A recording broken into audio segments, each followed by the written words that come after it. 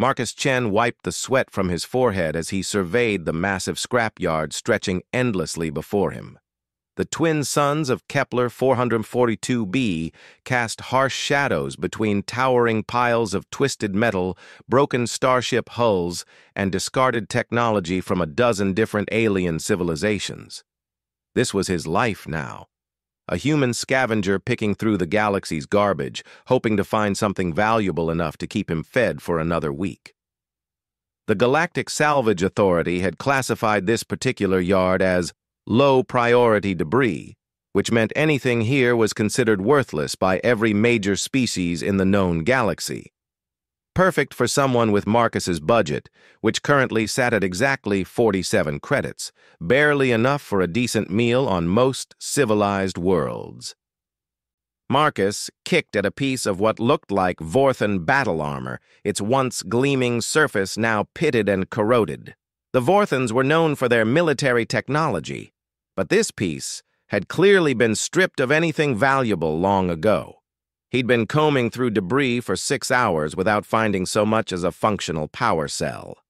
Another waste of time, he muttered, adjusting the crude breathing apparatus that filtered out the worst of the toxic fumes rising from the deeper piles. The device was human-made, like most of his equipment, cobbled together from salvaged parts because proper alien technology was far beyond his price range. The other scavengers in the yard gave him a wide berth.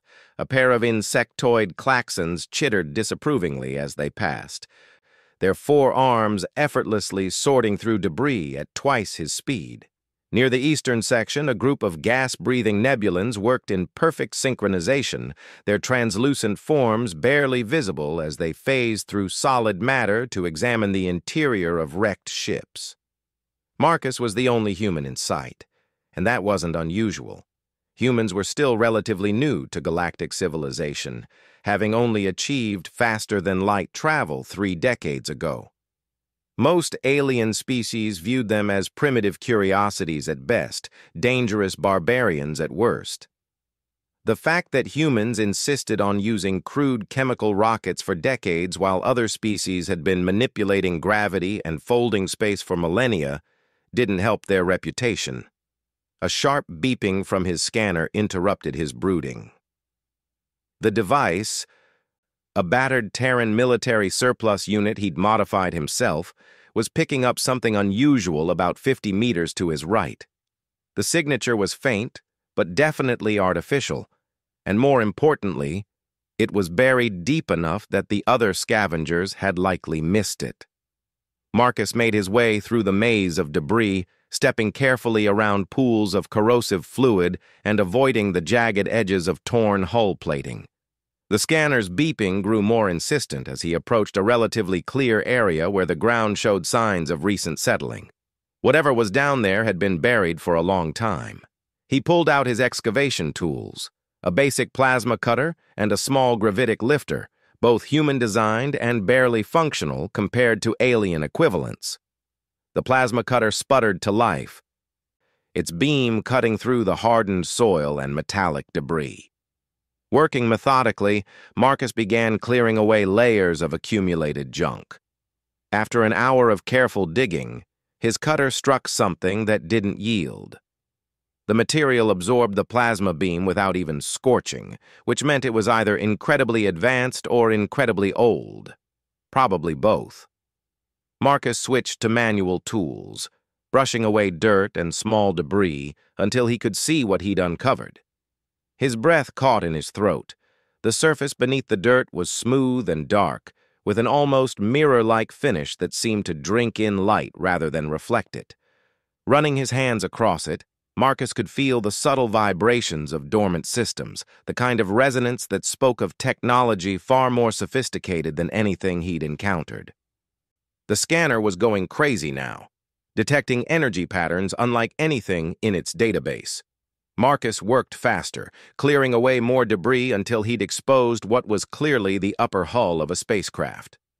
But this wasn't like any ship design he recognized. Not Vorthan, not Nebulan, not even the exotic curves favored by the enigmatic ethereals.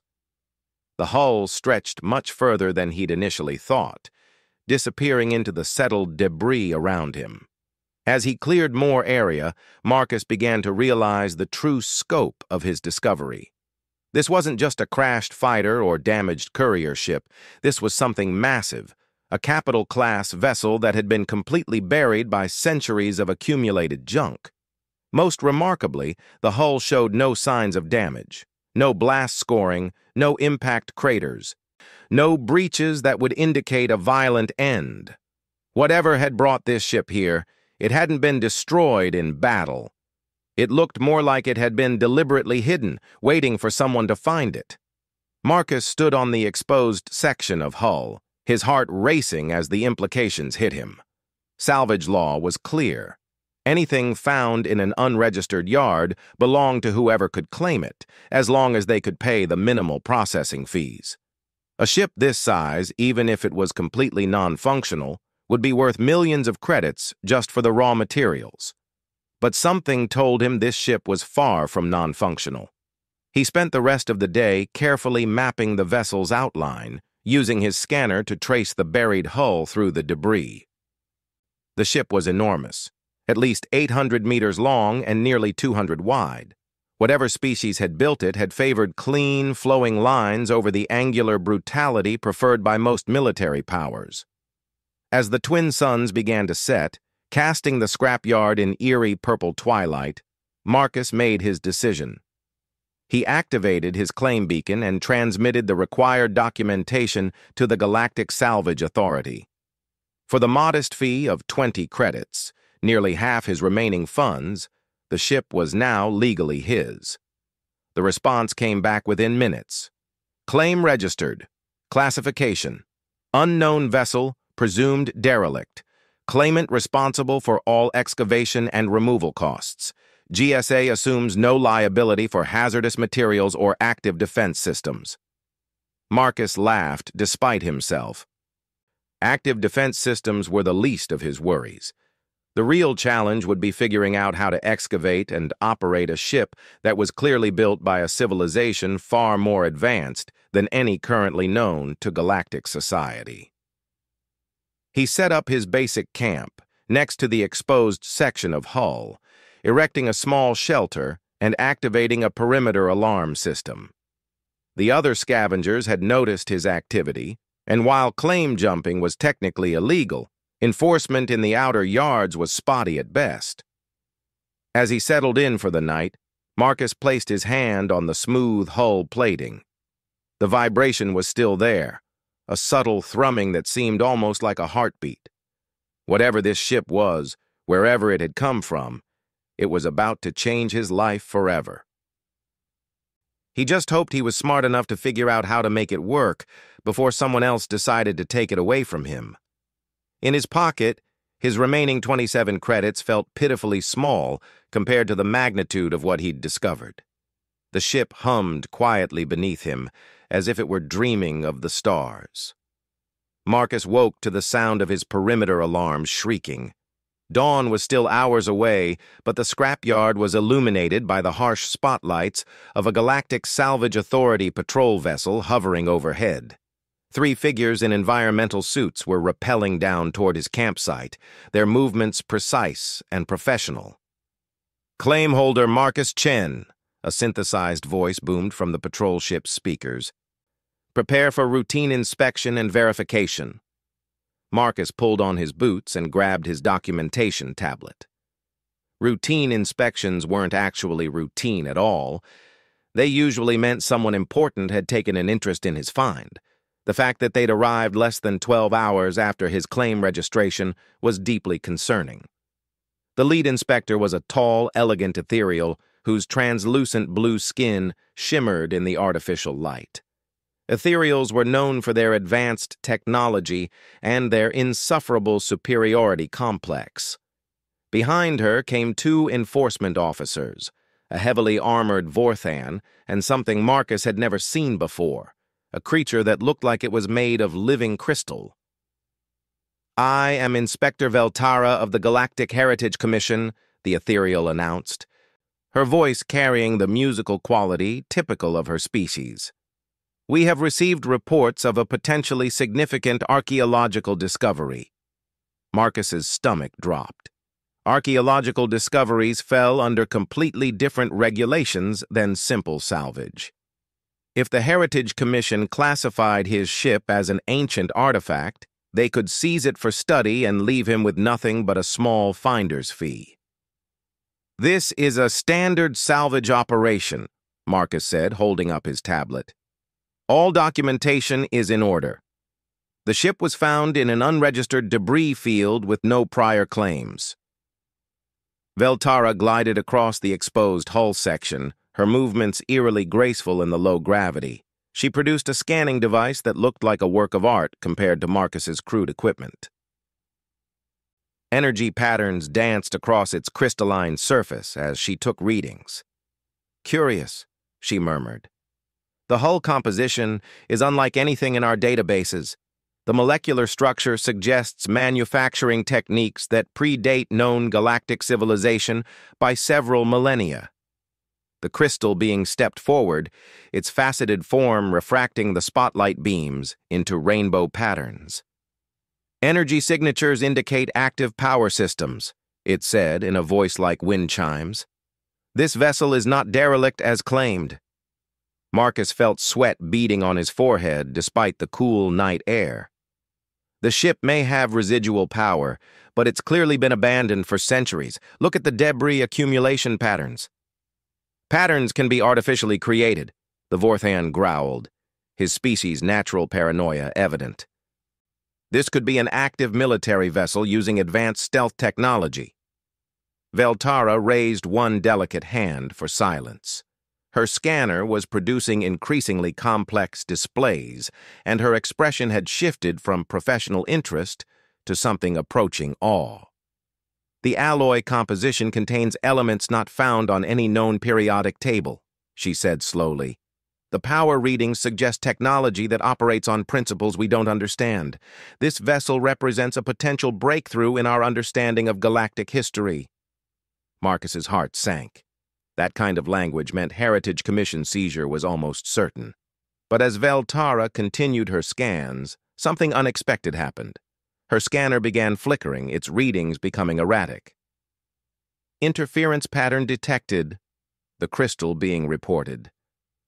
"The vessel appears to be actively resisting our scanning attempts." "Impossible," Veltara said, but her confidence was wavering. "Passive scanning cannot be detected by dormant systems." The hull beneath their feet began to vibrate more noticeably.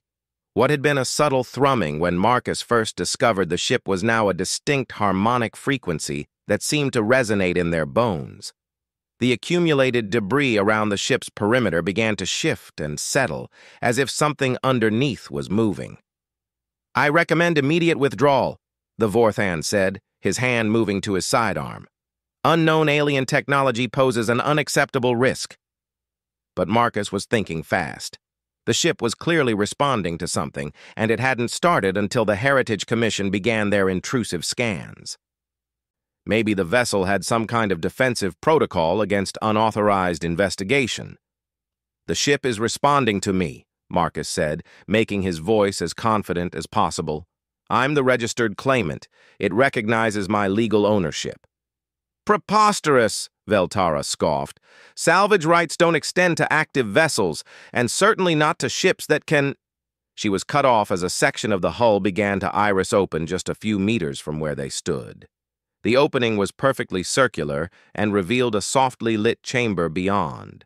The light had a warm, golden quality, unlike the harsh blue-white illumination favored by most alien species. "Biometric scan complete," a voice said from within the ship. The words were in perfect galactic standard, but the accent was unmistakably human. "Welcome aboard, Marcus Chen." The silence that followed was deafening. Marcus felt his knees go weak as the implications hit him. This wasn't just an ancient ship, it was a human ship, somehow lost or hidden for centuries in a time when humanity had barely achieved spaceflight. "That's impossible," the Vorthan snarled. "Humans have only had interstellar capability for 30 years. This vessel predates human civilization by millennia." But the ship's voice spoke again, and this time it addressed Marcus directly. "Systems have been maintained in standby mode for 347 years, 2 months, and 16 days, awaiting instructions from Command Authority." Marcus stepped toward the opening, his mind racing. 347 years ago, humans were still fighting with gunpowder and sailing ships. How could there be a human vessel of this sophistication buried in an alien scrapyard? "Stay back," Veltara commanded, but her authority was crumbling. Her scanner had given up entirely, displaying only error messages and static. "We don't know what this technology is capable of." "I know what it's capable of," Marcus said, surprising himself with his boldness. "It's mine, legally purchased and claimed according to Galactic Salvage Authority regulations, the crystal being moved to block his path. Salvage law does not apply to vessels with active crews or AI systems. This ship must be classified as active military hardware." "No crew detected," the ship's voice interjected helpfully. "AI systems operating under emergency protocols pending reunion with human command authority. Vessel designation UES Prometheus, deep reconnaissance and first contact ship." Marcus felt a chill run down his spine. The UES prefix meant United Earthship. This was a vessel from humanity's early space program, but that was impossible unless— "Time displacement event detected in ship's logs," the voice continued. "Recommend immediate departure from current location. Hostile forces inbound." The patrol ship's alarms began blaring. Its pilot's voice crackled over the comm system. "Multiple contacts approaching at high speed. Unknown vessel configurations, not responding to hails." Through the darkness, Marcus could see lights moving among the debris piles. Not the steady beams of scavenger equipment, but the aggressive red strobing of military scanners. Whoever was coming, they weren't interested in peaceful salvage operations. "The ship's distress beacon has been activated," Veltara said, her scanner finally producing useful data again. "It's been broadcasting on ancient frequencies. Something has been tracking this signal." The hull vibration increased to an almost painful level. More sections began opening, revealing additional chambers and what looked like boarding ramps. The golden light spilled out across the scrapyard, illuminating the approaching hostiles. Marcus could see them now, sleek, predatory ships with designs unlike anything in the current galactic catalog. They moved with the kind of precision that spoke of advanced AI control and military purpose. "Marcus Chen," the ship's voice said urgently. "Immediate boarding required. Prometheus defensive systems will activate in 60 seconds, whether crew is aboard or not." The Heritage Commission team was already retreating toward their patrol ship, abandoning any pretense of maintaining their investigation. But Marcus stood frozen, staring at the boarding ramp that led into a piece of impossible human history. 59 seconds and counting. Marcus sprinted up the boarding ramp as the countdown reached 30 seconds. The moment his feet touched the ship's deck, the ramp began retracting and sealing behind him. Emergency lighting bathed the corridor in amber warmth, and he could feel the ship's systems coming fully online around him. "Welcome aboard, Marcus," the AI said, its voice now coming from speakers throughout the ship. "I am Aria, Adaptive Reconnaissance Intelligence Assistant, proceeding to bridge for emergency departure." The corridor walls displayed directional arrows that led Marcus through passages lined with technology that seemed familiar yet impossibly advanced. Everything was sized for humans, built with the ergonomic considerations that only human designers would think to include. But the sophistication was centuries beyond anything Earth had ever produced. "Aria! How is this possible?" Marcus gasped as he ran toward the bridge. "Humans didn't have this technology 300 years ago." "Classified information pending identity verification," Aria replied. "However, current circumstances warrant emergency briefing.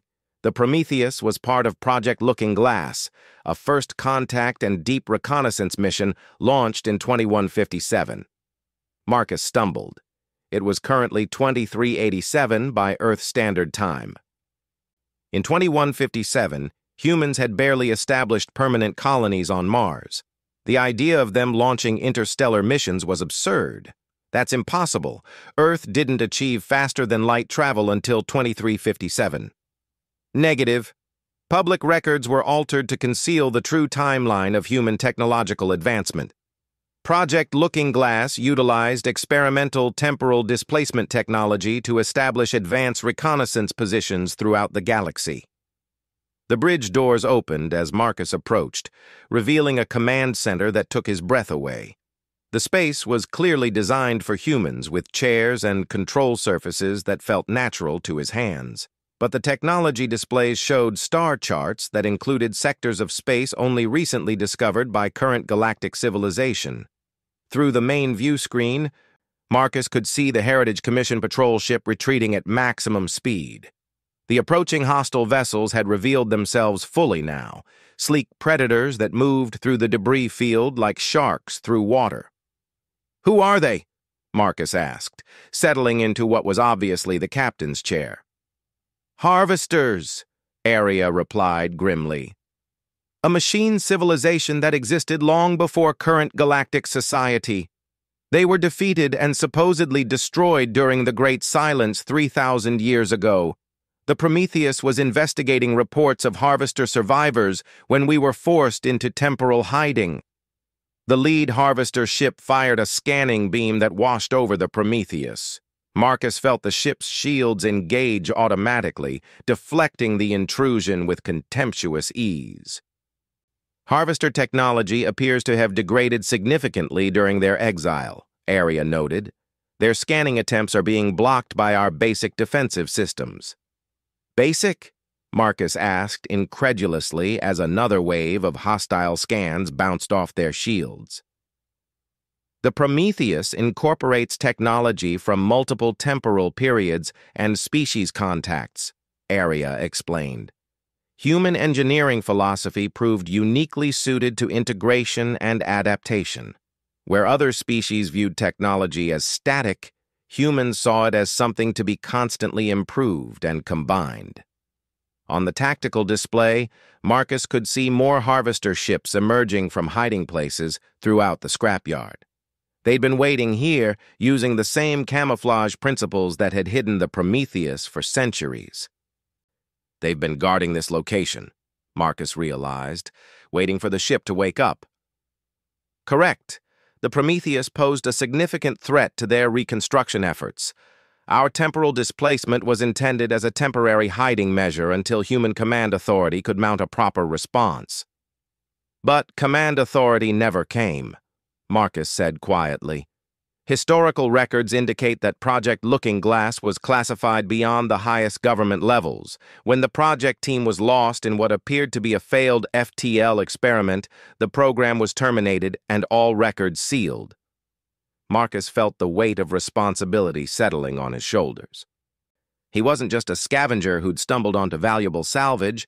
He was apparently the only human in position to respond to a threat that had been waiting centuries to resume its campaign against galactic civilization.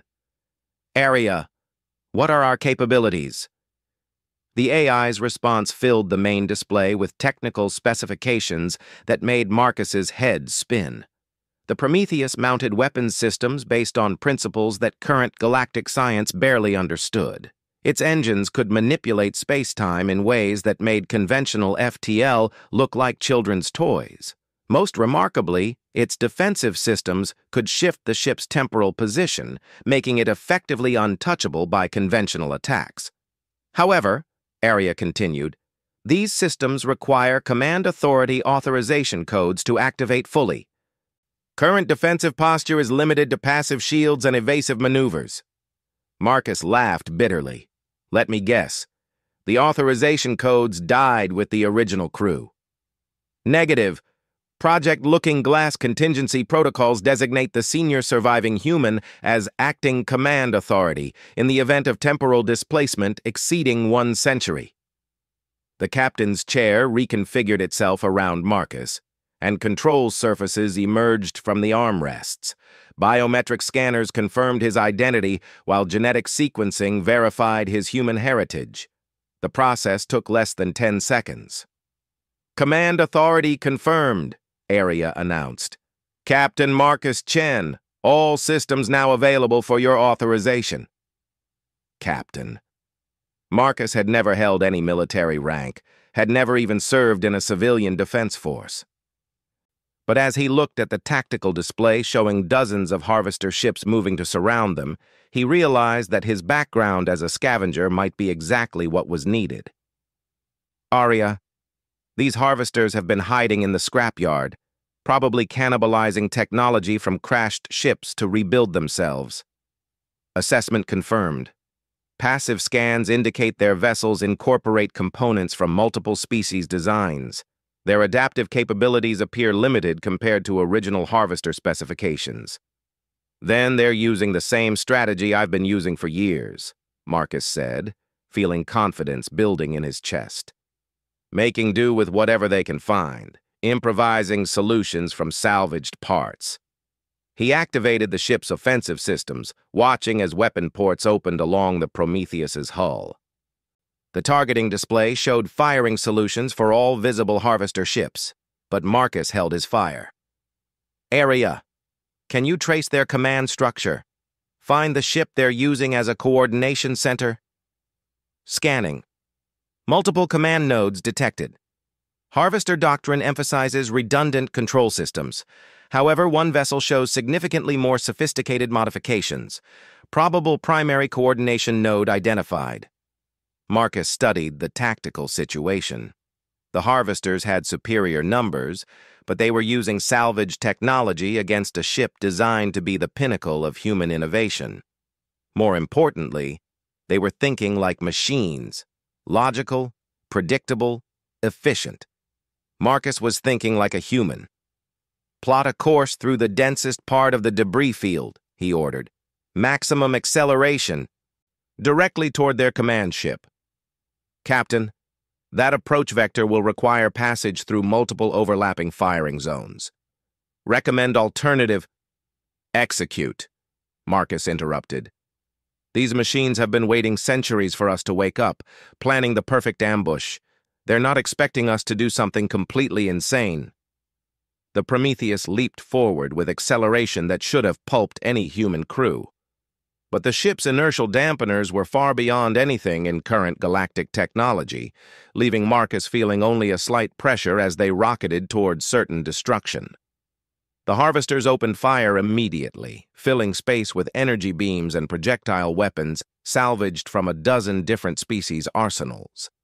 But Marcus was threading the needle between debris piles, using the accumulated junk as cover, while Arya plotted impossible trajectories through gaps barely wider than their hull.